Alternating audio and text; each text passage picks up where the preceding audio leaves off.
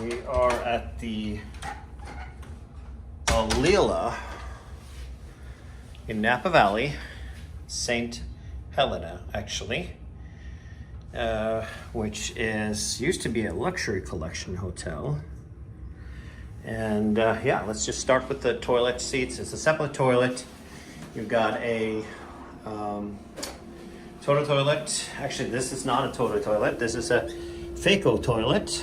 I think some of the rooms used to have, I think the suites do have that here, to be honest with you. Here is the, kind of when you walk in the door, that's where the toilet bowl is. This is just a mirror on the left. A little bit of a closet, which doesn't close. Actually, it turns in, this rolls that way, so no, actually it does not. It just looks like it does, but it doesn't.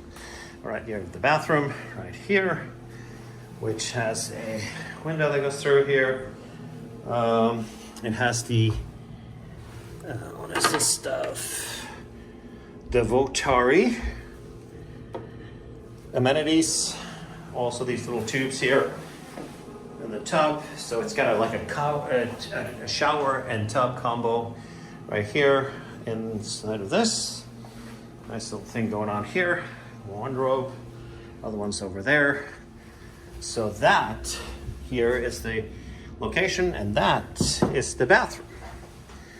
All right, so here is the room itself, and this is a standard king with actually it's not a standard king. This is a king with a view of the Vineyard, which is a, pretty desirable view, I would venture into saying. Got a nice little sitting chairs over here. Got a little couch, a little fire pit that's nice in the evenings when it gets cold like it is now. This is right before Christmas, 2022. So you got a nice vineyard going on here. And yeah, and fire pit's right there. You turn it on. Let's see if we can get that going.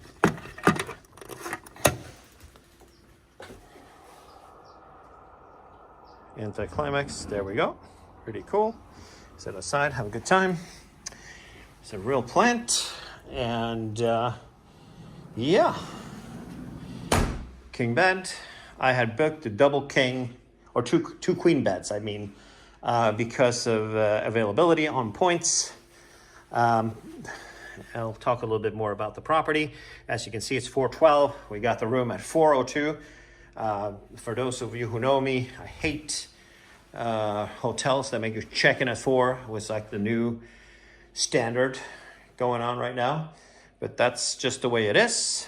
There is a welcome amenity is what you get. It's as the $55 resort fee. And in addition, for being a globalist, they gave me another bottle. And we got the phone over here. You've got an espresso machine. You've got a couple of bottles of water. You've got some more wine over here. And then you've got some Carnero's Pinot. Is it a Pinot? Yeah, it is Pinot. And some Beringer stuff going on there. Got the capsules and stuff. And then you've got a couple of things going on here, potato chips and stuff, and you get a resort fee. I think you get $25 a day that you get to use. You got some Schramsberg, local, probably the best sparkling that's in America, I would venture into saying. You got some Cokes, some other stuff, some beers down there in the corner. Yeah. Used to be, when this was we'll talk about that in a minute, what it used to be. So that's kind of the whole gig, the whole shebang, if you will. It's a nice hotel, nice view and all that stuff. But yeah, let's talk about it a little bit. So this hotel opened, I think, in 2016, 17-ish, something like that. So it's a brand new property that was a luxury collection. It was called the Las Alcobas, the luxury collection. It's a sister property in Mexico City, I believe, used to be that. And it was messy the first year I was here. terrible couple of stays. I remember the car taking 15 minutes to get out one time with only a handful of rooms. I remember us asking for, they had waters in the minibar, and we asked for replacing the waters, and the minibar was complimentary. It's not complimentary anymore, but it was back then when it was a luxury collection for some reason. All non-alcoholic beverages were complimentary. And I asked to get the San Pellegrinos replaced with Fijis instead of just having sparkling water. We just wanted to have the still water instead. And we went to dinner, came back, nothing had happened. And I called down, nobody picked up the phone. It rang out like 3 times. I went downstairs. They found a maid on the way down, or a housekeeper down on the way down, and was able to exchange it, and that was the end of that. So it was just that was the one stay. They also were really cheap when it comes to upgrades, and same thing happened right here.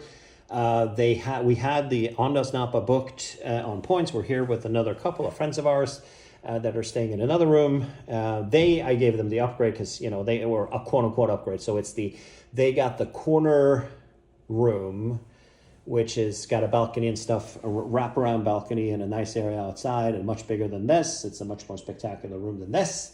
I gave that to them because they haven't stayed here before, and they don't travel as much as we do. So I thought it would be a nice treat to give them that. But as a globalist, this is the standard room. They also have some on the lower floor that are the standard rooms. They've also opened up to having some, I think, in the main building now, which is an old building with a restaurant. Probably noisy over there, I'm not sure. But I wouldn't like to be there with the bar and the restaurants on the ground floor in an old building. So there also today, it's like, are you kidding me? So we got here at like 1 o'clock. Oh, it'll be close to 4 p.m. before you get to check in. So we got back, we went to a Vineyard, we went to lunch, and had a late lunch, hung around for a while, got back here at about 3:25, 3:30. And one of the rooms were ready, our friend's rooms were ready, and mine was not. And 4:02, so guaranteed check-in is in 4:02, it was done. And it's just like, there are up in the valley here, there are a ton of really nice restaurants and hotels. My mistake, it's really nice hotels up in the valley, up in Calistoga and stuff, like really good 5 stars with great service and all that stuff. And this is the same as it has been for a long time. Am I going to fault them for, when you are globalists, being the last to check in is kind of like the whole. I was the dog shit room waiting in the parking lot, and because there's nowhere to sit. They don't have a bar or anything like that, or a lobby or anything. Because they're doing refurbishment. Actually, they don't have a lobby regardless. Where they usually have the lobby, there's no place to sit there anyways. There's just nowhere to sit when you're waiting for the room, and what are you going to get in your car? It's in the middle of nowhere. It's not in town. It's like outside of town, so you got to drive to get the place. It's cold outside, so we sat in the car like a couple of dumpskis in the reception areas, or in the parking lot outside the reception area. So not a big deal. I'm not going to let that ruin our gig here, but it's if you are paying for a room, it's the same thing I said the first time I said here. We stayed there 3-4 other times. If you're paying for it, don't stay here. It's $660 a night for tonight for the standard room. This room is about $800, and the room that our friends are in is about $2,000. Completely not worth it at this place if you are into service and luxury. They just don't have it together here the same way. For Globalists, you also get a full breakfast. You can either have it in the room or you can have it at a restaurant for complimentary. They waive, of course, the resort fee, but it's worth noting that the resort fee includes the wine bottle that's right there. It includes also a place where you can charge your car, which there's an asterisk behind it, only if it's a Tesla. I don't have an adapter. I'm not going to pay $150 for an adapter to be able to charge my car.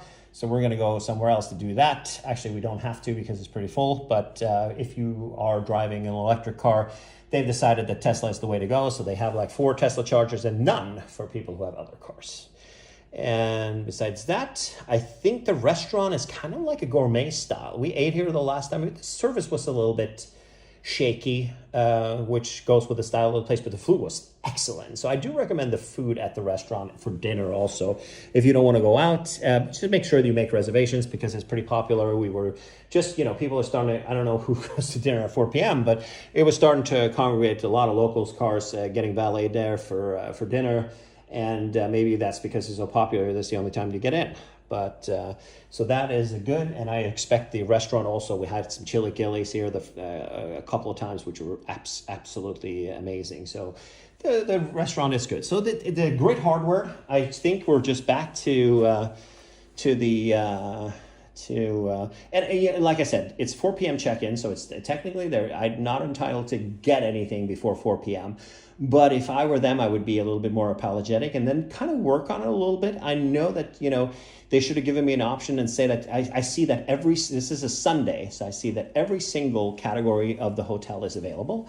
They should have said, hey, do you want to have like another room available instead of waiting until 4:02? But that's just the way the breaks are. And, hardware, phenomenal. Food, we'll have to see tomorrow, but I suspect to be in phenomenal. Service is like driving around a rocky road with a cup of water, a full cup of water. It's not going to be pretty until you get to the end of that road. Thank you. This is Tommy Danielsen signing off, and enjoy your day. All right, it is the following morning, and I decided to keep that video from yesterday, even though it was really grumpy because they let us check in after 4 p.m. Had us waiting around for a long time. Say it's actually gone really, really well. The couple of things to notice here. So it's they are back on track with the turn down service. They had the local, I don't know what it's called, the place, but there's in Yountville there is a chocolatier that makes chocolate that they had that's really, really good. So it's downtown Yountville, like right across from Bouchon. There's that little shopping plaza there. There's a building there, and there's a wine store, and there's a couple of art galleries and some other stuff, and also there's a chocolatier in there. So very, very local stuff. And we came back from dinner, the turn down service. They had fresh bottles of water by the bed. They had slippers. They had really done a good job with that. The chocolates from that place we were talking about. So they're on the ball on giving service like they did before COVID. Another thing is that you have the minibar is you get a $25 per night credit for it as part of the resort fee. And the cab, I looked it up. We didn't have the cab last night because we had some wine at dinner. Definitely never bring hotel bottles, wine from hotels home. We're going to leave the little bottle, but the big bottle that I got from my Globalist amenity, I am bringing that home. It's a cab that gets really high rated. You can look in the video earlier to figure out which one it is. A nice $55 bottle of cab from 2019. I'm going to put it in my fridge, let it lay there for a while, and enjoy that later. Breakfast today, fully comped, whatever you wanted to do. And I had the chili gillies again like last time. They were delicious and freshly baked. All the baked goods are from in-house, and great coffee and things like that, great service. And so it turned out that it's a great night of sleep, dead quiet, and that kind of stuff. But I will still maintain that. Is it worth $1,000 a night here? I don't think so. It feels like it should be more of a. I can't put my finger on it. I feel like it should be a little bit more attentive, and also that it was that the check-in thing here was not the best experience. That they wanted they should have prepared for a globalist being here, and not being me the last guy to check out, because this is just a standard room that I'm in. So, and there you have it. But I would totally say that, low season, 35,000 points, definitely worth it. And the location is good.